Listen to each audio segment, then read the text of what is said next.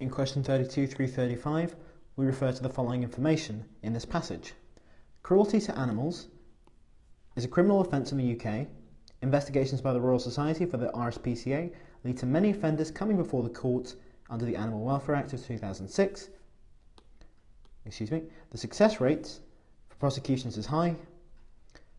Punishments include fines, community service, disqualifications from keeping animals, and prison. So, the RSPCA Prosecutions Department published these figures in its 2013 report. The title of this is Animal Cruelty Offences and Prosecutions Nationally in England and Wales. So, we're then told that there are more cases of animal cruelty in the north than anywhere else in England and Wales in 2013. In fact, there are 126 people convicted in West Yorkshire alone. Across England and Wales as a whole, conviction rates were down 11.7% from 1552 in 2012 to 1371 in 2013, but in the north of England, the number rose by 6.6%, 566 in 2013 to 531 the previous year. Mike Hogg, the RSPCA's regional manager, said the figures are usually highest in the north of England and it's impossible to say why that is. In the north, the RSPCA investigated 1,763 complaints in 2013, more than in 2012. Last year, it rescued 17,500 dogs and rehomed 55,323 animals. Then there's a reader's comment at the end which says it's quite wrong to infer from the RSPCA's findings that northerners are often more cruel to animals than southerners, as your article implies. The fact that there are more complaints made in the RSPCA in the north, and therefore more convictions, may mean that northerners are more concerned about animals than people living further south. We'll move on to question 32, which gives us these three statements and asks which of them is supported by the RSPCA data for the previous 3 years, 2011 through 2013. So let's look at the first statement. More than 4,300 people were tried for offences over the 3 years. So let's look at this table here. We can see we have 1371, 1552 and 1342, so you can write those down. So let's quickly tally these up.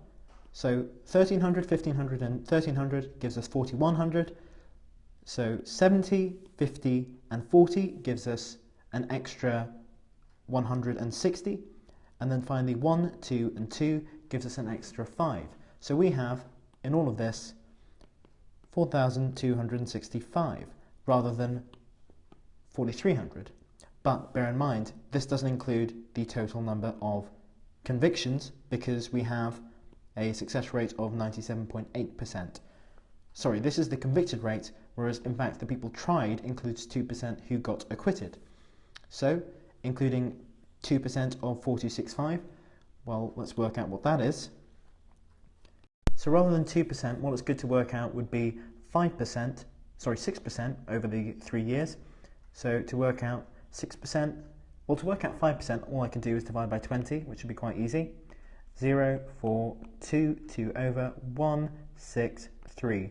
So 213 is a rough estimate of the number of people who were acquitted. Add that to the 4,265 here, we have well over 4,300. So we can say that this statement is true. Moving on to statement 2. Now option 2 is that of the defendants tried in 2012 for offences, over 30 were acquitted. So let's jump to 2012. In 2012 we had 1,552 people convicted, and that was a 97.9% conviction rate. As we know from the first question, people convicted is not the same as the number of people tried. So 1,552 and 97.9. The missing 2.1% are the people who were also tried. So let's try and work out what that is first. So 1552, 1% would be 15.52, therefore 2.1% would be about 32 people. Excuse me, it would be about 31 people. We just multiply this by 2. So 31 is the 2.1% who were tried but not convicted. So we can say that's over 30, so we can say that this option is also true. Finally, we're told 2/3 of prison sentences handed out were suspended. Well, let's have a look at that. We can see prison sentences here and suspended prison sentences here.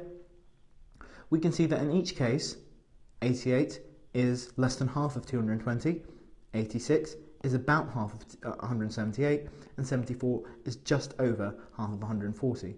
But all in all, this is less than half of the number of suspended sentences. So given that we're asked whether it's greater than 2/3 being suspended, we can say that's true, because if we were to add all of these together, that would be 3 out of 3, and this being less than half of this means that this is less than 1/3. So we can say that this is also true. This tells us our answer must be option G.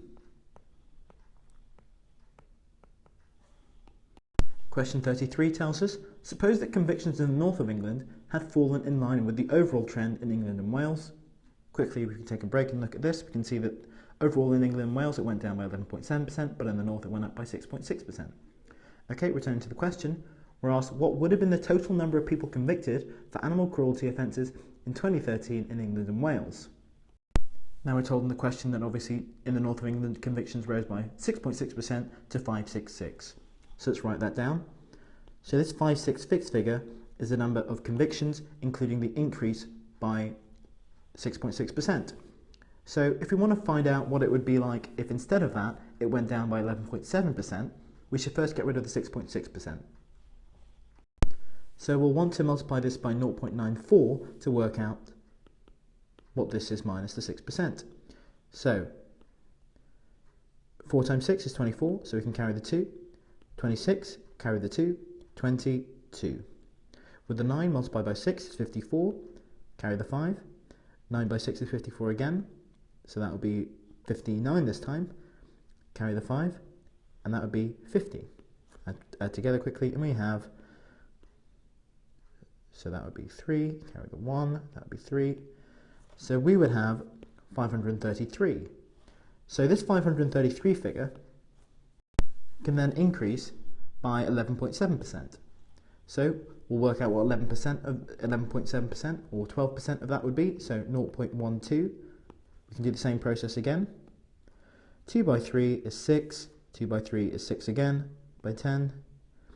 1, then we could just quickly work through. 6, 9, 3 and 6, and we can say that's 63.96 on top of the 533, which would be subtracted. So 533 minus 64 would be, that would be 2, carry the 1, 9, carry the 1, and that would be 6, 469. So instead of 566, we'd have 469. Let's work out what the difference between those two is. 566, 469. So that would be 7. That would be 1. So that would be 97 less.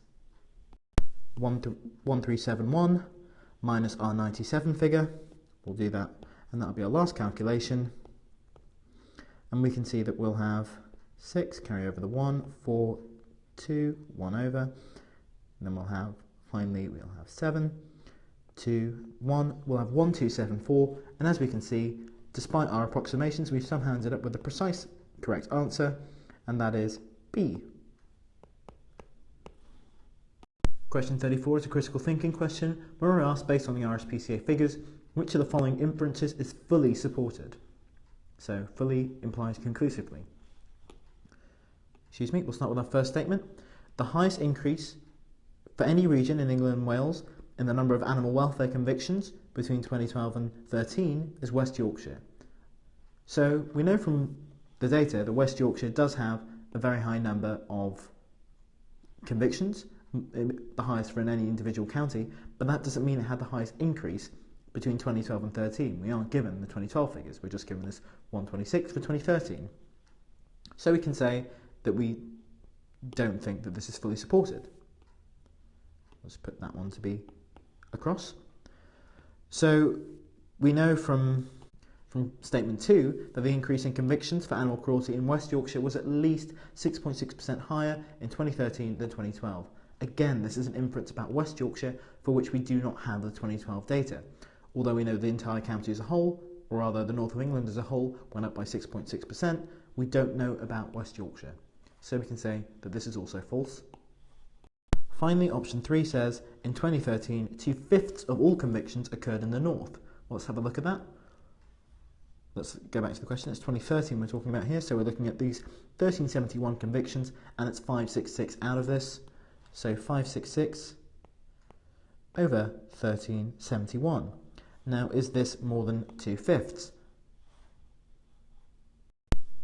Well, we can divide 566 by 2, which is 283, and 283 multiplied by 5 would be at least 1400, because half of 2800 would be 1400. So we can say that it's definitely more than 1371. So this is definitely more than 2/5. So we can say that this statement 3 is true. Therefore, we know our answer must be C, that 3 only is correct. In question 35, we have a critical thinking question where we're asked, which of the following additional information, if true, would most weaken the argument presented in the reader's comment in the Times article? Remind us of the reader's comment, which said that it's wrong to infer that Northerners are more cruel, and in fact there are more complaints, which may mean that there's more concern among people in the North. Okay, bearing that in mind, let's look through the 5 options. Looking at option A, it says that out of those members of the public who make complaints to the RSPCA, more complaints per person are made in the North than in the rest of the country. Now this appears to strengthen the argument made in the reader's comment, as opposed to weakening it. So we can say that this doesn't weaken the argument if it's true. Option B, a higher proportion of complaints result in conviction in the north of England than in other regions of England and Wales. Now, if this is true, this would damage the argument that Northerners are less cruel, or not more cruel than in the rest of England. It's just that they're more concerned. So there are more complaints, but fewer convictions, would be the inference from that. That's not the case according to statement B, so we can say that it would weaken the argument if true. Option C, the proportion of domestic animals per household is greater in the north than in the rest of the country. Now, even if this is the case, this wouldn't excuse the fact that there is more per head criminality and convictions in the north pertaining to animal abuse. So this wouldn't weaken the argument that Northerners are less cruel and inflict less harm on animals.